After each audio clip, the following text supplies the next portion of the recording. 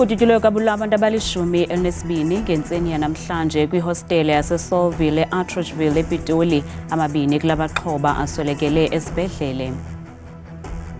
Today we gather not just to celebrate, we gather to rise, we gather to honor the 40 years of our federation. Umfelandawonye wabasebenzi iCOSATU ubhiyozele iminyaka engama-40 wasekwayo kwibala laseDobsonville eSoweto namhlanje.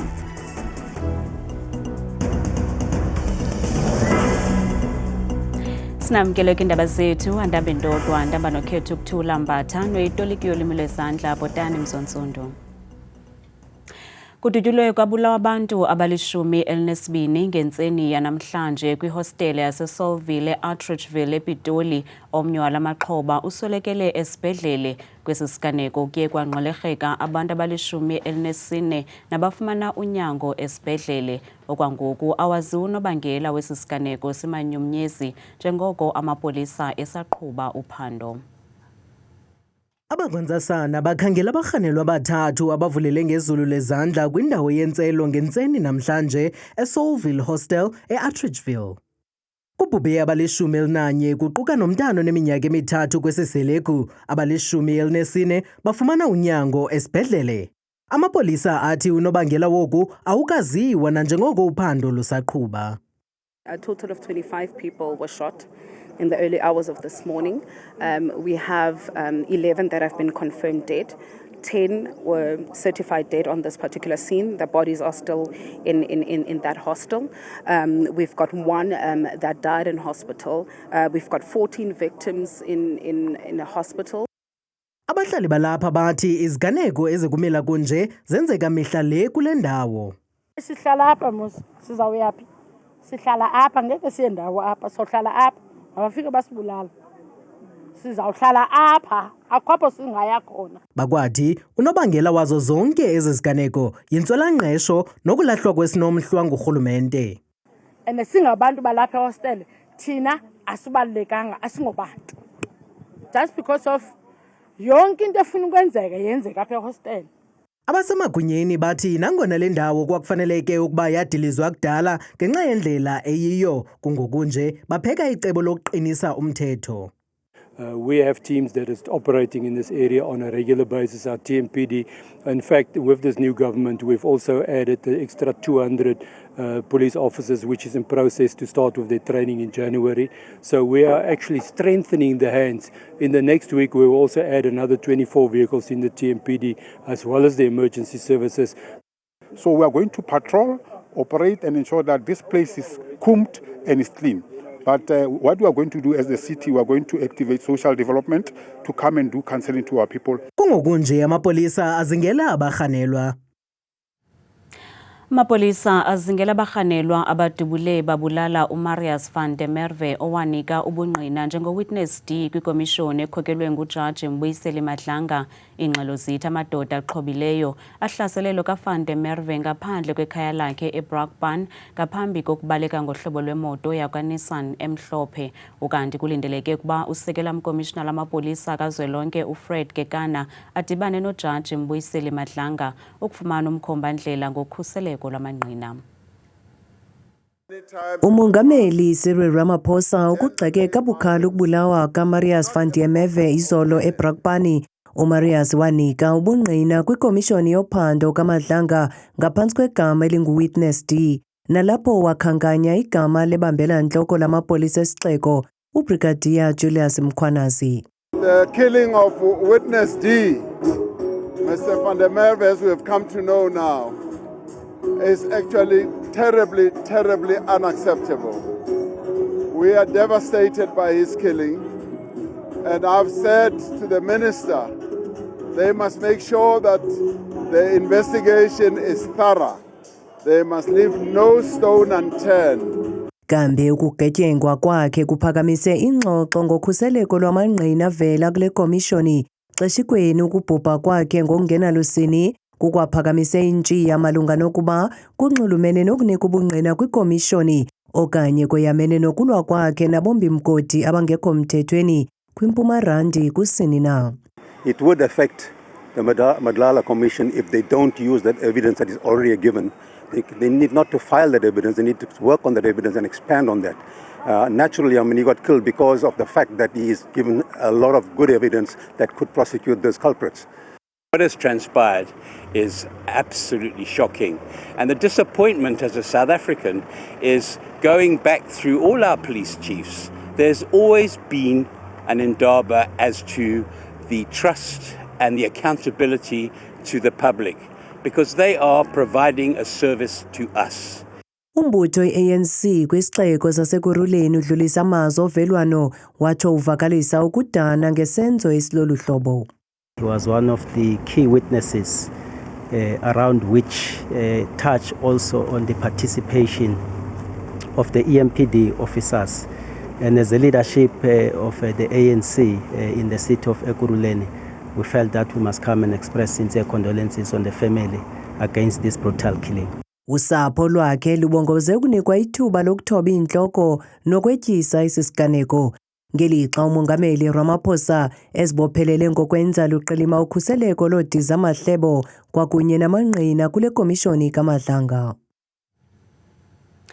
Kusenjalo, umphathiswa wezobulungisa uMamoloko Kubayi ubhengeze umthetho ilwayo i-Bill to Protect nathe uza kuthunyelwa eParlamente ukuze uhlatywe amadlala ngokukhawuleza. Uthi lo mthetho unjongo ukukhusela oodiza amahlebo kweli okukulandela ukubulawa ngokungenalusini kwengqina kwikomishoni kaMadlanga uWitness D izolo nogama lakhe inguMarius van der Merwe. Unkosikazi Kubayi wenze esi sibhengezo ngethuba ebebambe inkomfa nabendaba ngalentsasa nalapho besitithaca inkqubela phambili esele beyenzile kwisebe lakhe.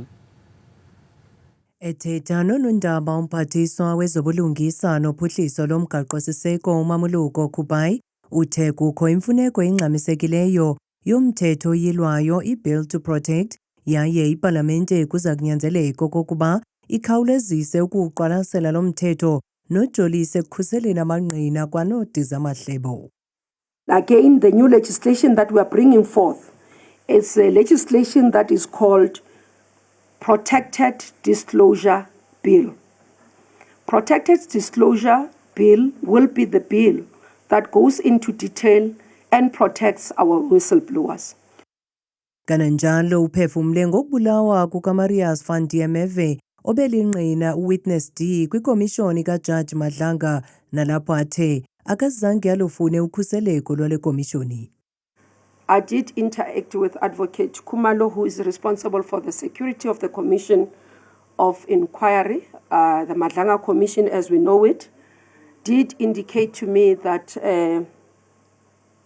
Mr. van der Merwe was offered protection, which he declined because he didn't think that he needed it and because he runs his own security company. Umphathiswa utsho ibongoza ukuba kuphinde kuqwalaselwe nendlela amangqina anika ngayo ubungqina ngaphandle kokubekwa kobomi bawo esichengeni. The reason initially the proposal that there must be in-camera testification was informed by the fact that there will be risks and we needed to ensure that the risks are minimized extremely. Kambe ibiyingcaciso yenkqubela emisebenzi yakhe asele yenzile umphathiswa le emva konyaka wachongwa kwesi sikhundla.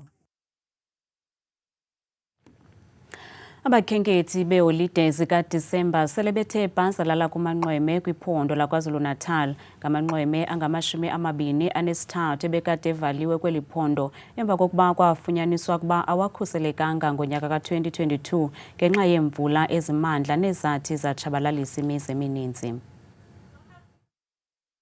Abemi bephondo laKwaZulu-Natal kunye nabakhenkethi bazonwabise elwandle namhlanje kunye neentsapho zabo. For me having to be here, it's like me having just to end my year, having a great vibe with the friends and just having to be cool at the beach. There's a lot to love here. Having to get close to the sky itself, like in person, like it's such a great feeling, eh? So yeah, that's why we decided to say, you know what, let us just go to Durban. And then we just came to Durban just like that. Ukuvalwa kwamalwandle kule minyaka emithathu idlulileyo kube negalelo elibi kubemi beliphondo. Sijabulile sike eThekwini North Beach. siphethe ingane abafowethu bayadlala after izinto kade zikhona bayibona abantu abaningi na kuma TV kuvalile singasakwazi ukuthola le njabulo. Sijabula kakhulu ukuphinde silithole leli thuba elifana naleli nje namhlanje. Kumnandi kakhulu kumnandi ngalendlela leyo ukuthi kwanayo nje ungeze uzoyibonela nje mangaba ukholwa indlela kumnandi ngayo awuthola lutho akho nje into elutho elahlekile la kumnandi kakhulu.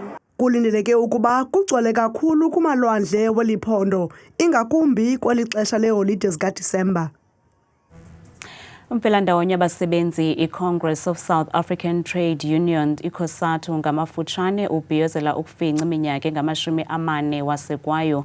Lo mfelandawonye wasekwa ngomhla wokuqala kuDisemba ka-1985 kwaye uzijule ijacu kuyo yonke le minyaka usilwa amadabi abasebenzi.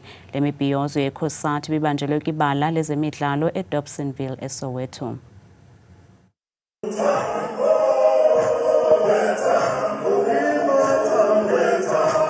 Imanyano yabasebenzi COSATU ibhiyozele iminyaka engama-40 yasekwayo kwibala laseDobsonville eSoweto namhlanje.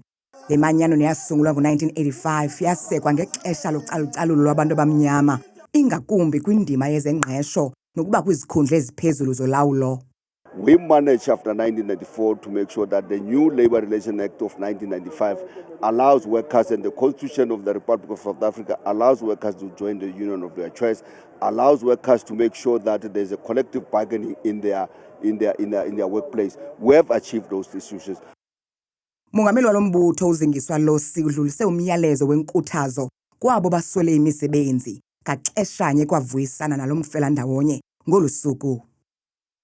Comrade leadership, today we gather not just to celebrate, we gather to rise, we gather to honor the 40 years of our federation, 40 years of struggle, 40 years of sacrifice, 40 years where workers stood between tyranny and freedom, and workers refused to bow down. Kanti umongameli wesizwe uThabathi Qonge phawula ngomgama osele uhanjwe yile manyano. We are here to celebrate COSATU's involvement of workers of South Africa over generations in the struggle for national liberation and justice in our country. Umongameli Cyril Ramaphosa ukwaqinisekise uluntu ukuba eli loMzantsi Afrika liza kuqhubeka lisilwa nengxaki yokungalingani, intswelangqesho kunye nolwaphulo mthetho. iPandoring Awards zasungulwa ngo-1995 ukuvuyisana nabo babonakalisa isakhono esigqibeleleyo kwicandelo lezonxibelelwano kuqaqanjiswa iilwimi zemveli.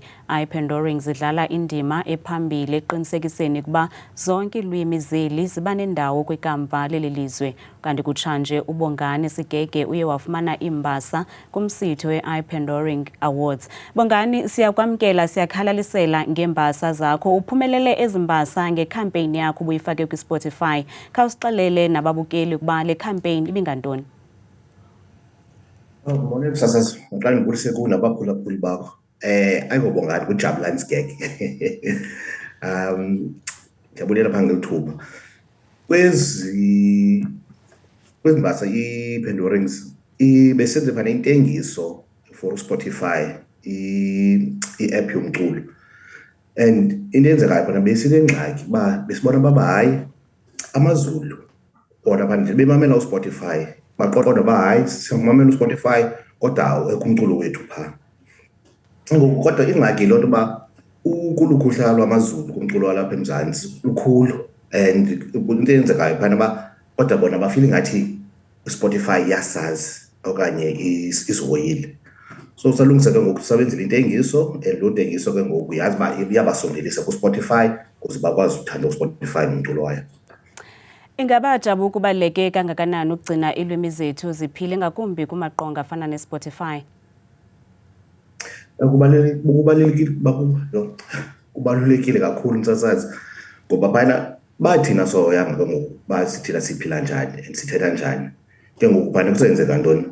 Abalandeli emva kwethu bazolahlekelwa imvelaphi yabo. Ngoba imvelaphi ihlala phi? Ihlala kwilimi lakho lenkobe. Ubizwa njengentshatsheli ye-Cultural Capital, khasichazele banzi ngeliwonga kwaye kutheni okubalulekile kuwo. Xa ndithetha phaa nge-Cultural Capital, ndithetha phana xa sisebenza funeka utsale phaa kwimvelaphi yakho. Funeka uzazi uba ungubani, uba usuka phi, uba uphila njani. Uzokwazi uthetha nabantu abafana nawe. Nabo phana abantu phana bona abazingca phaa ngemvelaphi yabo. Yiloo nto ibalulekile phana uba funeka utsale phana, ungozama ulinganisa abanye abantu okanye ulinganisa izinto esuka phesheya.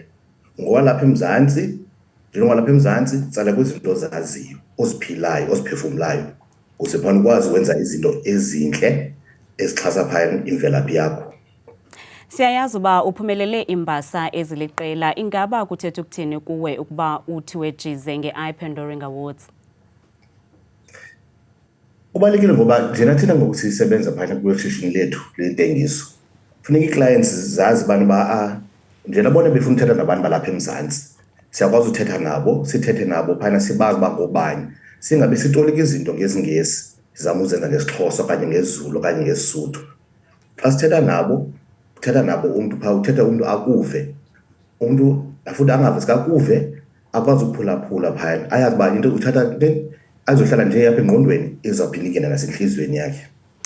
Zibaluleke kangakanani ezi awards the-iPandoring kumagcisa?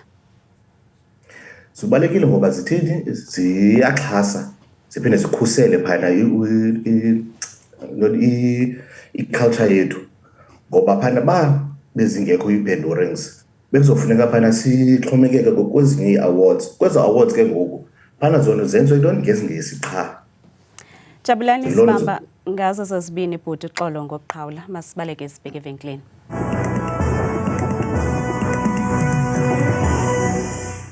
Kakhulu ke mamqwathi nomambatha ezindabeni ndiyakubulisa mbukele ekhaya ndikwamkeleke kwidesika yam yemozulu mna bethuna ngegama kaloku ndikuthabile ndiyinzwakazi yabathembu mvanje ngokubanzi masijongeni ke nantsi kaloku imozulu leyo ke mbukele ekhaya siye sivule kaloku siphawuleni bethuna iziganeko kuMzantsi Afrika uphela kuxhomeke kakhulu mbukele ekhaya ukunetha kwezulu phana nendudumo futhi ngamandla kumbindi nje uphela apha uMzantsi Afrika mpela ke kwindawo ezininzi njengapha koDR futhi ngela xesha lasekuseni bevuka phaya ngela shumi nje elikhatshwa sisihlanu bavale ke mbukeli futhi basongela mini ngomso ngamashumi amathathu akhatshwa sisine ngokubanzi bethuna ekhaya maqondo wakho ke aphansi naphezulu sivule ngephondo lokuqala nqa eliphalo na ephondweni lasempuma koloni ngamandla ke mbukele ekhaya futhi ke kwimpuma namazantsi welaphondo indawo ezifana phakalo komakhanda futhi ekuseni qaba ngamafu mpela phaya bevuswa inkwankca ka-11 degrees ekuseni nantsi kwakhona bethuna kaloku imozulu futhi ke eFreystata phondo elo elizinze kumbindi eMzantsi Afrika ngamandla ke phaa kumazantsi walo futhi njengaphaya bukele ekhaya koBloemfontein futhi kwasekuseni kalo mafu sezozantyala zemvula nendudumo ngela shumi nje elinesithathu ubukele ekhaya ngokubanzi baphila ngolu hlobo kwelaphondo lapha bethuna entshona koloni ngamandla ke futhi ke kumazantsi nempuma elaphondo phaya ko-Oudtshoorn umzekelo ngexesha lasekuseni ngalo mafuke kakhulu phaya ngenxa yela shumi nje elikhatshwa sesibini chu ncembe kokubanzi nambe nasijonga iphondo laphaya kaloku eNorthern Cape mpela mbukele ekhaya futhi ke kwimpuma namazantsi welaphondo njengaphaya kaloku koDR futhi ekuseni kusanetha phaya yonke la ntsasa ngenxa ka-15 degrees ithi bethuna kaloku imozulu ke kwiphondo laphaya ko-Northwest mpela ke futhi kwintshona namazantsi yelaphondo futhi koMoruleng kwasekuseni ngo-17 degrees napha kumazantsi futhi nempuma eBloemhof kwasekuseni ku-20 degrees naye ke uyaduduma futhi yonke la ntsasa yangomso apha eGauteng apho sikhoyo thina kaloku ngalo mzuzu kumantla futhi nondlunkulu welaphondo yiPretoria ke leyo ngo-17 degrees napha kumazantsi nempuma futhi koSprings eSoweto Alexandra futhi ngo-15 degrees xa bevuka ngomso simbukele ekhaya nyuka nam ngokubanzi sijonge kaloku elaphondo futhi ke laphaya eLimpopo ngamandla ke kumazantsi nentshona yalo koThabazi phaya ekuseni futhi nazo zonke nje ezanginqe ngo-18 degrees bavala imini ngomso ngo-31 yehla nam ngokubanzi futhi phaya iphondo kaloku bukeli lasempumalanga ngamandla ke futhi kumantla welaphondo koSikhukhuza umzekelo phaya ekuseni futhi kuyanetha kuyaduduma phaya yonke la ntsasi nasembombela futhi bevuswa ku-18 degrees vuma ndivale ndisonge imozulu ngephondo lokugqibela phaya KwaZulu-Natal impela ke kumazantsi welaphondo koKokstad ekuseni futhi yiloo nkwankca ka-12 degrees naphaya eThekwini ngomso bavuka kamnandi phaya kuyanetha futhi ngokuhlwa ko-20 degrees mna ndikuthande kangaka xeshela imiyoli